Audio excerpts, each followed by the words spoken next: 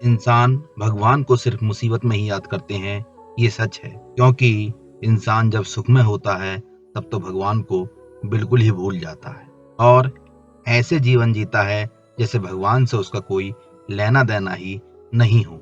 आज के इंसान ये बात भूल गए हैं कि भगवान ने ही मनुष्य को बनाया है, ना कि मनुष्य ने भगवान को। एक बहुत अमीर आदमी ने सड़क के किनारे एक भिखारी से पूछा, तुम भीख क्यों मांग रहे हो जबकि तुम तो तंदुरुस्त हो?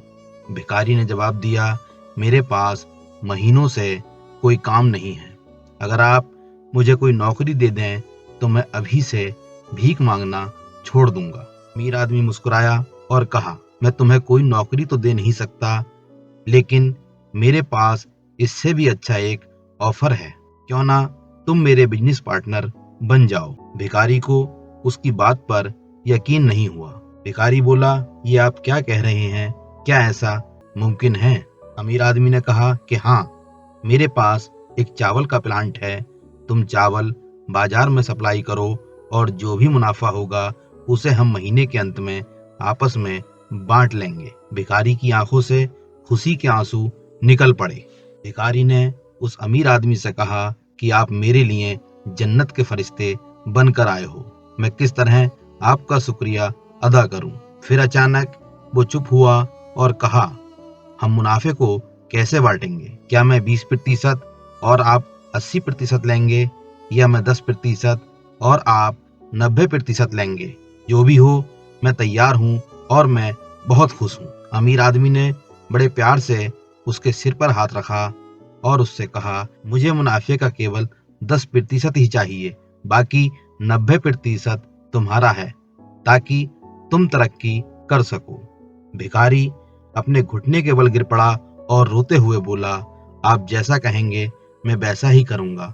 मैं आपका बहुत शुक्रगुजार हूँ और हमेशा आपका शुक्रगुजार ही रहूंगा। अगले ही दिन से भिखारी ने अपना काम शुरू कर दिया। अच्छे चावल और बाजार से सस्ते चावल होने की वजह से और उसके दिन रात मेहनत करने की वजह से बहुत जल्दी ही उसकी बिक्री काफी बढ़ गई। वो रोज दिन ब दिन तरक्की करने लगा और फिर वो दिन भी आ गया जब मुनाफा उन्हें आपस में बांटना था और वो मुनाफा 10% भी अब उस भिखारी को बहुत ज्यादा लग रहा था। उतना उस भिखारी ने कभी सोचा भी नहीं था। अचानक एक शैतानी ख्याल उसके दिमाग में घर कर गया।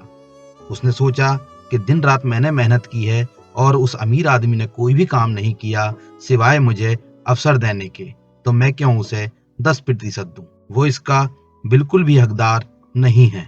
वे भिखारी यही सोच रहा था कि इतने में ही वे अमीर आदमी अपने नियत समय पर मुनाफे में अपना हिस्सा 10% वसूल करने आ गया।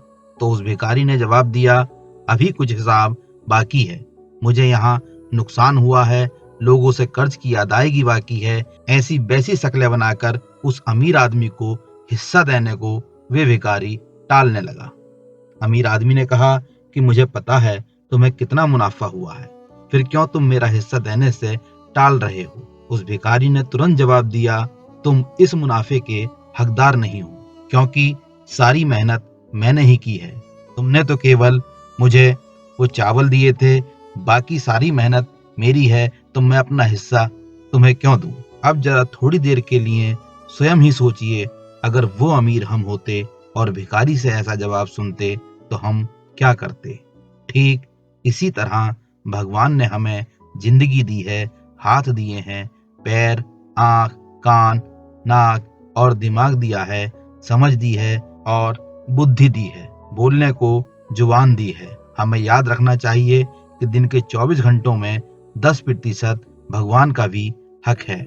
हमें इस 10% को राजी खुशी भगवान के नाम स्मरण करने में अदा करना चाहिए और भगवान का शुक्रिया अदा करना चाहिए जिसने हमें ये जिंदगी दी है और हमें इतने सुख दिए हैं। ये कहानी आपको कैसी लगी कमेंट करके जरूर बताना।